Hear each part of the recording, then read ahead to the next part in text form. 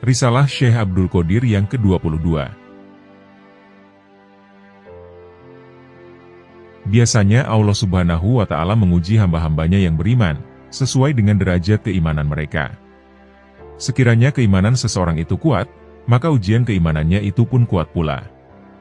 Oleh karena itu, ujian kepada Rasul lebih hebat daripada ujian kepada Nabi, ujian kepada Nabi lebih hebat daripada ujian kepada Abdal, dan ujian kepada Abdal lebih hebat daripada ujian kepada Wali.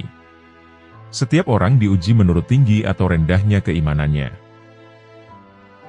Nabi pernah bersabda, sesungguhnya ujian bagi kami, para Nabi, lebih hebat daripada ujian bagi orang-orang lain. Allah akan terus memberikan ujian ini kepada mereka, sesuai dengan tingkatan mereka, agar mereka senantiasa berada di samping Tuhan, dan agar tidak pernah lalai. Allah mengasihi mereka, dan Allah tidak mau orang yang dikasihinya itu jauh darinya.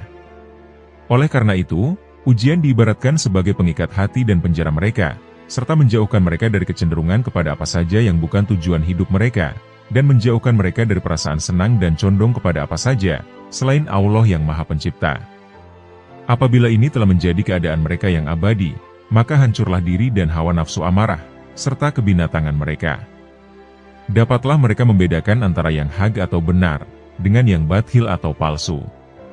Segala tanda-tanda keserakahan dan kehendak mereka, terhadap kemewahan dan kebahagiaan hidup di dunia dan di akhirat, semuanya hilang lenyap dari sisi mereka. Dan mereka merasa tentram berada di sisi Tuhan, ridho dengan Allah, sabar terhadap ujian, selamat dari kejahatan makhluknya, dan mereka mendapat kepuasan di sisi Allah Subhanahu wa Ta'ala.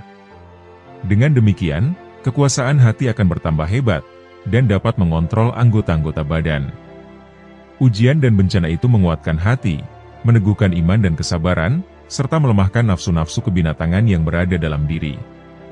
Karena, apabila kesusahan datang menimpa si mukmin, dan ia menunjukkan kesabaran dan keridoannya, serta berserah bulat kepada Allah, maka Allah akan ridho dan menolong mereka, serta memberi kekuatan kepada mereka.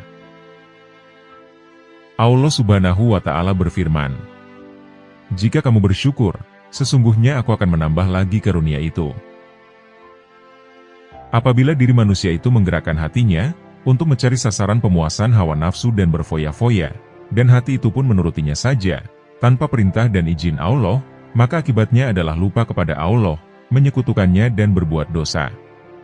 Lalu Allah akan menimpakan bencana, kesusahan dan derita kepada mereka yang lupa itu, dan pikiran serta hati mereka akan sakit. Jika hati mereka tidak mengindahkan panggilan pemuasan tersebut, sampai Allah mengizinkannya melalui ilham bagi para wali, dan wahyu bagi nabi dan rasul.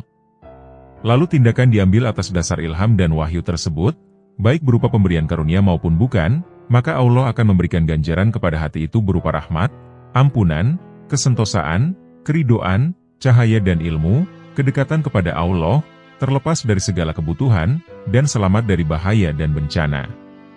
Oleh karena itu, ketahuilah dan ingatlah selalu, serta selamatkan dirimu dari ujian dengan sungguh-sungguh dan waspada, tanpa tergesa-gesa menuruti panggilan pikiran dan kehendaknya, tetapi hendaklah kamu menunggu dengan sabar izin Allah, agar kamu selamat di dunia dan di akhirat kelak.